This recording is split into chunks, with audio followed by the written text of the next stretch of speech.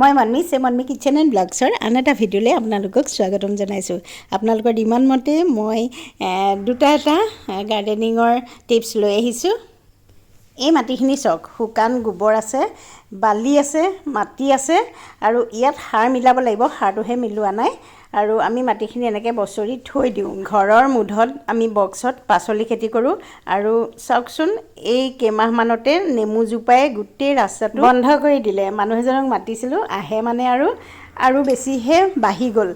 গতিকে এওঁ আকৌ কাটিবলৈ বেয়া পায়। মোক ক'লে, তুমি যদি পাৰা কাটি দিয়া, মই বাকী চব চাফা কৰিম। সদায় আচলতে এই ডলা কামবোৰ মইহে কৰোঁ। এই ধুনীয়া কাটাৰখনে কাটিবলৈ খুবেই ভাল, অকণো কষ্ট নহয়। আৰু এওঁ নেমু ডালখিনি চাফা কৰিছে আৰু জেগা ওলাই গ'ল। দুটা নেমু পালোঁ চাওক। এনেই নেমুজোপাত বহুত বেমাৰ ধৰিছিলে, আগতে আপোনালোকক মই শ্বেয়াৰ কৰিছিলোঁ। আৰু সাৰৰ কথা কৈছিলোঁ যে আচলতে প্ৰথমতে আমি এইখিনি কক'পিত শুকুৱাই পিছত মাটিখিনিত মিলাব লাগিব। কেনেকৈ কৰিলোঁ মই আকৌ এবাৰ ভিডিঅ' কৰি দেখুৱাই দিম বাৰু। আমি প্ৰত্যেকগৰাকী মহিলাই ধুনীয়া হোৱাটো বিচাৰোঁ, ধুনীয়া হৈ থাকিবলৈ বিচাৰোঁ আচলতে। আৰু প্ৰসাধন সানিলেতো ধুনীয়া নহ'ব, আমি নিজকে ধুনীয়া কৰি ৰাখিব জানিব লাগিব। স্কিন কেয়াৰ যিমানেই কৰিব সিমানেই ধুনীয়া হৈ থাকিব আৰু বয়সটো ধৰি ৰাখিব পাৰিব। আমি সকলোৱে জানো যে স্কিন কেয়াৰৰ ষ্টেপ 3টা: ক্লিনজিং, টনিং, মইশ্চাৰাইজিং। আৰু প্ৰথম ষ্টেপটোৱে যদি আমি বেয়া হয়, আমাৰ ভালকৈ নকৰোঁ, তেতিয়াহ'লে পিছৰ দুটা কৰি একো লাভ নাই। আমি যিকোনো এটা ফেচ ৱাছ ল'লোঁ আৰু মুখখন ধুলোঁ, চাফা কৰি দিলোঁ, আমি ভাবিলোঁ আমাৰ ফেচ ৱাছ হৈ গ'ল, আমাৰ ক্লিনজিং পাৰফেক্ট হৈ গ'ল। আচলতে সেইটো নহয়। আমাৰ স্কিনৰ কি প্ৰব্লেম আছে, ধৰক মোৰ স্কিনটো কি টাইপৰ স্কিন, সেইটো আমি বাছি ল'ব লাগিব, বা মোৰ প্ৰব্লেম কি আছে সেইখিনি চাই লৈ পেলাই আমি এটা ভাল ফেচ ৱাছ বাছি ল'ব লাগিব। কিছুমানৰ মুখত একনে মাৰ্কছ থাকে বা টেনিং থাকে, পিগমেণ্টেশ্যন থাকে। এই সকলোবিলাক দূৰ কৰিব পৰা, সকলো স্কিনৰ কাৰণে চুট হোৱাকৈ শুদ্ধকৈ ফেচ ৱাছটো বাছি ল'ব লাগিব, সঠিকভাৱে কৰিব লাগিব আৰু সঠিক টাইমত কৰিব লাগিব। তেতিয়াহে আমি ৰিজাল্ট পাম। আৰু এনেকুৱা এটা প্ৰডাক্টে মই আপোনালোকলৈ লৈ আহিছোঁ, নিউডৰ deep cleansing instant glow' face wash. আৰু কেনেকৈ এই ফেচ ৱাছটোৱে আমাক সহায় কৰিব। নিউডৰ deep cleansing instant glow' face ৱাছটোত আছে এক্টিভিটি চাৰ্কল, লিকৰাইজ আৰু টি3 অইল। এই তিনিওটা থকাৰ বাবে আমাৰ মুখখন একেবাৰে ডিপ ক্লিন হয়, পূৰা চাফা হয়। যিখিনি জাৰ্মছ থাকে বা মুখত টক্সিন থাকে সেইখিনি পূৰা চাফা হৈ যায়, এটা ইনষ্টেণ্ট গ্ল' দিয়ে। আৰু এই টি3 অইলটোৱে আমাৰ মুখৰ যিখিনি পিগমেণ্টেশ্যন বা ডাৰ্ক চাৰ্কুল বা একনে মাৰ্কছ সেইখিনি নাইকিয়া কৰি দিয়ে, মানে ট্ৰিটমেণ্ট লয়। আপোনালোকে অলপমান লৈ এনেকৈ প্ৰথমতে মাছাজ কৰিব। কেনেকৈ ঘঁহিব সেইটোও কৈ দিছোঁ। প্ৰথমতে ভালকৈ মাছাজ কৰিব, তাৰপিছত ধুব আৰু দিনে দুবাৰকৈ কৰিব। এবাৰ ৰাতিপুৱা শুই উঠি কৰিব আৰু এবাৰ শোৱাৰ আগত কৰিব। গতিকে এই 3টা ষ্টেপ যদি আপোনালোকে ফ'ল' কৰে, তেতিয়াহ'লে স্কিন কেয়াৰৰ ফাৰ্ষ্ট ষ্টেপ কমপ্লিট। ভালকৈ মাছাজ কৰি ধুই দিব। আৰু আপোনালোকে যদি পাৰ্চেছ কৰোঁ বুলি ভাবে, মই ডেছক্ৰিপশ্যনত লিংক দি থ'ম, আপোনালোকে কিনি ল'ব। এমাজন, ফ্লিপকাৰ্টত উপলব্ধ, মিছ'তো উপলব্ধ, আৰু তেওঁলোকৰ নিজৰো অফিচিয়েল ৱেবছাইট আছে। আৰু এতিয়া সকলোতে অফাৰ চলি আছে, উইক বিলিয়ন ডে চলি আছে, মেগা অফাৰ চলি আছে। গতিকে এই চান্সটোতে আপোনালোকে কিনি ল'ব পাৰিব। কালি ৰাতিয়ে মই চাউল কেইটামান তিয়াই থৈছিলোঁ শুবলৈ যোৱাৰ আগত, কোমলি আছে।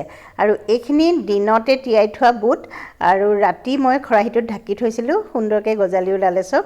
অলপ যে গৰম আছে, গোটেইখিনি ভালকৈ ওলোৱা নাই, অলপ হ'লেও ওলালে। আৰু এতিয়া চাউলখিনি মই মিক্সাৰ গ্ৰাইণ্ডাৰত ভালকৈ বাটি ল'লোঁ, পানী অলপমান দি বাটিলোঁ। আৰু তাতে মই কেইটামান বুট দি লৈছোঁ। আজিও ডোচাৰ নিচিনাকৈ বনাম মই, ফাৰ্মেণ্টেশ্যন কৰি নাৰাখোঁ আৰু লগে লগে বনাম, কাৰণ স্কুললৈ যাবলৈ দেৰি হৈছে। মই ব্ৰেকফাষ্টটো সকলোকে এনেকৈয়ে বনাই খুৱাম। বুটখিনিও মই পিহি ল'লোঁ। আপোনালোকে পিহোঁতে পানীৰ পৰিমাণটো চাই ল'ব। মই অকণমান ঠাণ্ডা পানী মিলাই পেলাই মই পিহিছিলোঁ আৰু নিমখ মিলাইছোঁ। 2 ভাগ ভালকৈ অকণমান ঘুটি ল'ব, তেতিয়া মিশ্ৰণটোত বতাহ সোমায় আৰু ডোচাটো সুন্দৰ হয়। এখন টেৱা পাতি লৈছোঁ, গৰম হোৱাৰ পিছত অকণমান তেল দিছোঁ। আৰু তেলখিনি মই এখন টিচু পেপাৰে টুকি পেলালোঁ। তাৰপিছত এক চাটি পানী মাৰি দিলোঁ, যাতে টেৱাখনৰ টেম্পাৰেচাৰটো কণ্ট্ৰল হয়।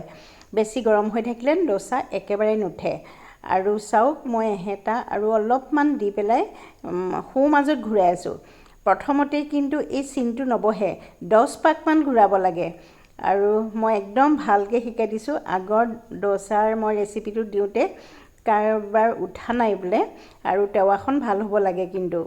আৰু অকণমান শুকাই অহাৰ পিছত অকণমান তেল সানি ল'লোঁ আৰু এতিয়া মই চাটনি অকণমান দি যিকোনো চাটনি দিব আপোনালোকৰ ঘৰত আছে যি চাটনিয়ে বনাই থোৱা থাকে নাইবা টমেটো কেটচাপ থাকিলে তাকো দিব পাৰে আৰু লুটিয়াই দিলোঁ এয়া মোৰ ডোচা ৰেডি স্কুল যাবলৈ হৈছে মোৰ পৰীক্ষা ডিউটি আছে সেইকাৰণে লৰালৰিকৈ মই বনাইছোঁ ভালকৈ প্লেটিং কৰা নেদেখুৱাওঁ মই আৰু এখন একেবাৰে পাৰফেক্টকৈ বনাই দেখুৱাইছোঁ কাৰোবাৰ যদি প্ৰব্লেম থাকে চাব দেই আকৌ মই টেম্পাৰেচাৰটো মানে অকণমান টেৱাখনৰ তাপটো কমাই ল'লোঁ আৰু এয়া চাওক দিয়াৰ পিছত লগে লগে চিনটো নবহে কেইপাকমান ঘূৰাব লাগে যেতিয়া চিনটো বহিব তাৰ পিছত এনেকৈ হেতাখন ঘূৰাই নিব এয়া হৈ গ'ল চাওক মই একদম কিবা খুটি নাতি ৰয় বুলি ভালকৈ দেখুৱাইছোঁ আৰু অকণমান শুকুৱাৰ পিছত তেল দিছোঁ এয়া চাওক তাৰপিছত ছাইডটো উঠি আহিব ছাইডটো উঠি আহিলে আপোনালোকে আৰু অকণমান মচমচীয়া কৰোঁ বুলি ক'লে ৰাখিব যদি কোমলকৈ খাওঁ বুলি কয় কোমলকৈ খাব মোলৈ এখন ল'ৰালৈ এখন বনালোঁ পৰীক্ষা ডিউটি দিওঁগৈ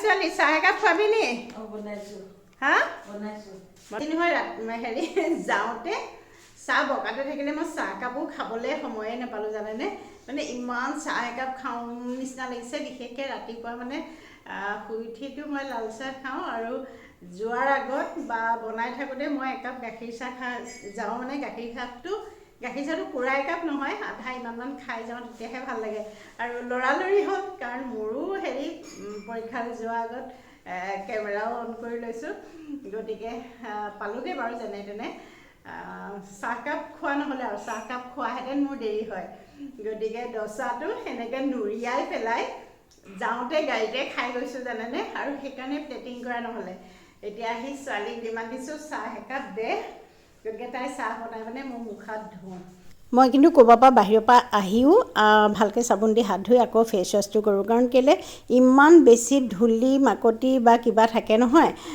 পাৰিলে ৰাতিটো কৰোঁৱেই ক'ৰবাৰ পৰা আহি পেলাই কৰোঁ আচলতে ঘৰত থকাসকলে দিনত নকৰিলেও হয় কিন্তু ক'ৰবাৰ পৰা আহি যে মুখখন ভালকৈ ধোৱাটো একেবাৰে জৰুৰী এতিয়া পংখীয়ে চাহ দিছে চাহ খাওঁ